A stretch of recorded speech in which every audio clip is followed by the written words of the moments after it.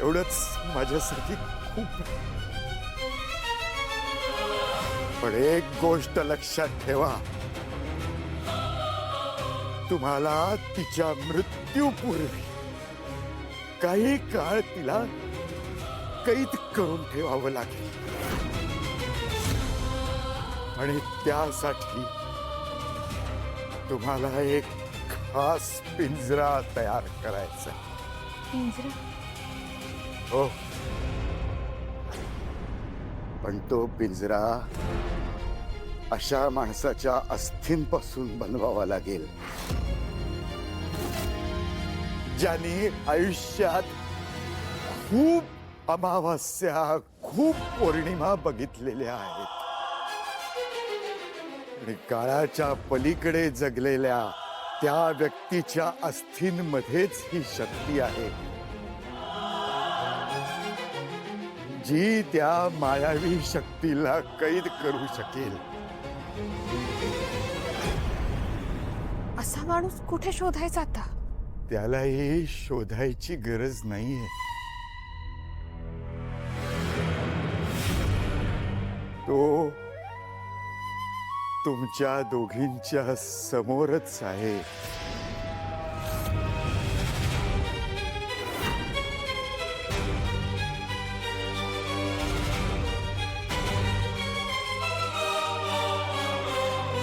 आणि या एकमेव कारणासाठी मी आजपर्यंत या शिळेमध्ये जिवंत होतो.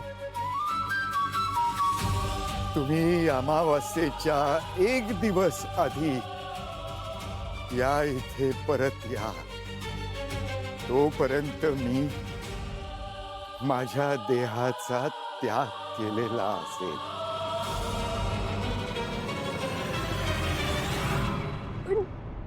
तुम्ही? माझा अंत त्या चेटकिणीच्या हातूनच लिहिलेला आहे. नाही नाही नाही, तिला ही जागा माहितीच नाहीये. ती इथे नाही येऊ शकणार. विधिलिखितापासून कुणालाही सुटका नसते.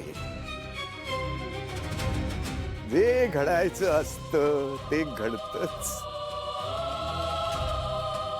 माझा शेवट हा तिच्याच हातून होईल आणि जेव्हा तुम्ही परत या तेव्हा माझ्या अस्थी इथे तुमची वाट बघत असतील. पण तोपर्यंत तुला राग आला असेल, पण येऊ दे. मला फरक पडत नाही. दिसतंय ते तुला काही फरक नाही पडत आहे. दादा, तू इमोशनलेस झालायस. मी इमोशनलेस? ठीक आहे, तुला काय समजायचं ते समज. अनन्या, तुला हवंय ना की मी आईशी नीट बोलावं, तर एक करशील? रिक्वेस्ट. काय? ह्या पुढे वेदाला खायला प्यायला जे काही द्यायचं असेल ते स्वतःच्या हाताने बनवून स्वतः देत जा.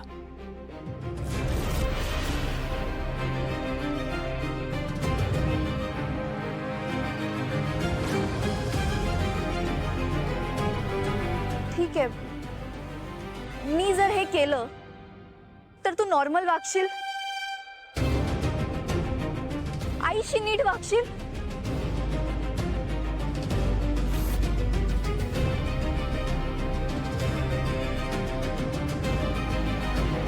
हो.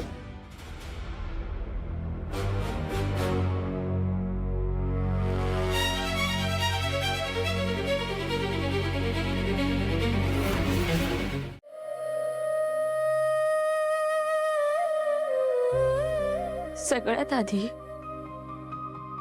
तिने माझ्या आईचा बळी घेतला. तिचा आत्मा एका कवडीत कैद केला. मग अंबिकाताईचा खून केला. इतकी वर्ष ती वेदाचा जीव घ्यायचा प्रयत्न करते, पत्रिका बघण्यात काहीतरी गल्लत झाली असावी हे तिच्या लक्षात आलं. आता तिला माझ्याकडून जन्मलेलं बाळ हवं. एकदा का मी माझ्या बाळाला जन्म दिला की ती माझा बळी घेईल. आणि त्यानंतर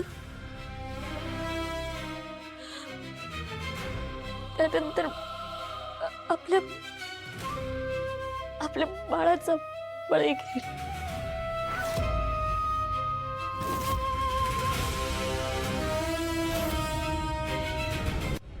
या सगळ्या गोष्टींसाठी तिने मला फक्त अमावस्येपर्यंतचा वेळ दिला.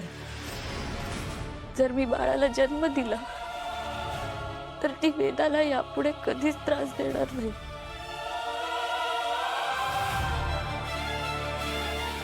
हे चिरतारुण्य, बळी, हे सगळं खूप भयानक, खूप अनबिलिव्हेबल. मी ऑलरेडी अंबिकाला गमावून बसलोय. मी तुला आणि वेदाला नाही गमावू शकत. काही झालं तरी मी मंजिरीचा हा प्लॅन सक्सेसफुल नाही होऊ देणार. हे बघा, तुम्ही काळजी करू नका. या अमावस्येच्या अगोदर आपण त्या मंजिरी नावाच्या चेटकिणीचा अंत करू.